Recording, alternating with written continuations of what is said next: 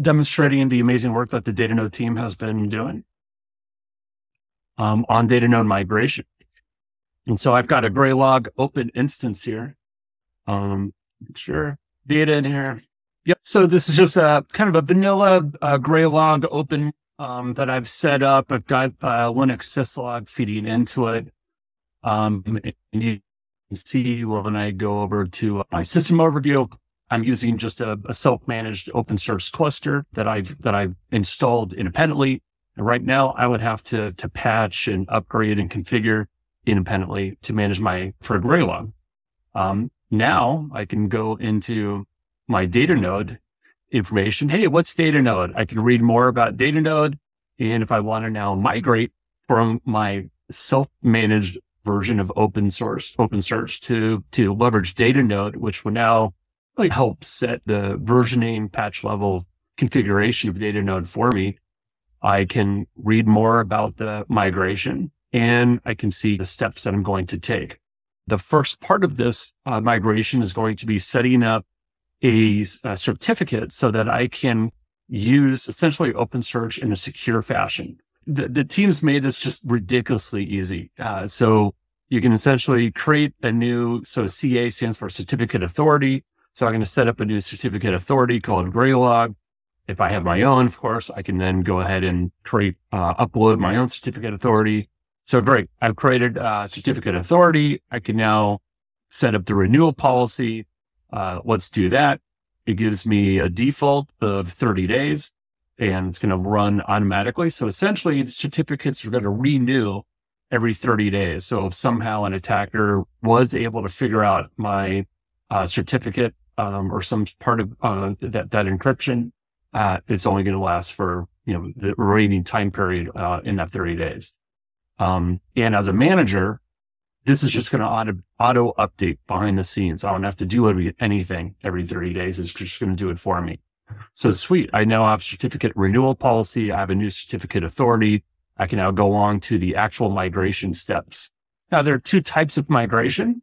I'm going to choose in-place migration, which is about 90% of our customers out there. I'm just replacing the self-managed OpenSearch node that I have running with. Now I'm going to replace that essentially with data node without losing any of my existing data. It's pretty awesome. There are some things that I need to do. I've done some of these things already. So in terms of editing the OpenSearch configuration to essentially prepare for this migration, we do give nice step-by-step instructions here, just so you don't have to see me edit a configuration file in real time, which is about as boring as it sounds. I've went ahead and already done that for us for this migration. I will have to do one minor edit in a second. All right, so we've already performed these steps here. We understand what we're getting into. We understand our journal size. We're going to pause. Certainly, we're not going to be able to add data into the index. So we just need to make sure our journal can absorb any logs that are coming in this period that we're migrating data. Let's go ahead and now run our compatibility check. So now we're in the migration steps.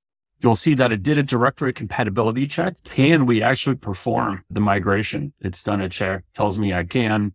So we're now going to set up our data node with the certificate that we've just created. And so here it's telling me that what's the status? Currently it's unconfigured. It's now preparing it and we're ready to move to the next. So sweet. It's found my data node. It knows that it's valid for a month. I can see that it's now set up. Let's go next. This is the journal size warning again, but look, it's actually even told me like you have a half a gig, although your throughput isn't very high because that's just a syslog off my system. I think I'll be safe. I don't think the migration is going to take quite this long. So we're pretty good to move forward, but pretty sweet that it tells me all this information to make sure that there's no opportunity to somehow lose data during this process.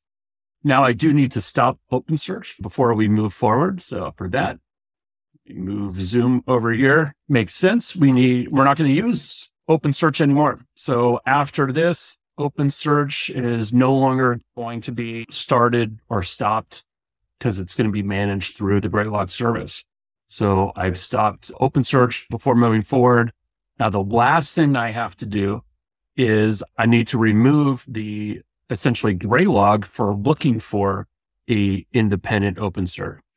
All right. So to do that, you are going to see some of my amazing editing skills here as I open up my Graylog server.conf and pound that out. Pretty easy peasy. All right, we're going to go ahead that this is available. We're basically good to go. And notice this, once it's done, please restart Graylog to finish. So if I hit next, all I have to do, because I made this change to my server.conf, I obviously need to restart Graylog in order to absorb that new configuration change. And with that,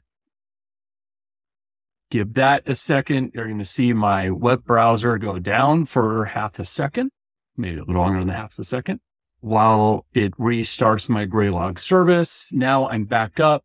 Migration is finished. When I go back to my system overview, look at this, OpenSearch cluster data node cluster. So it's no longer OpenSearch.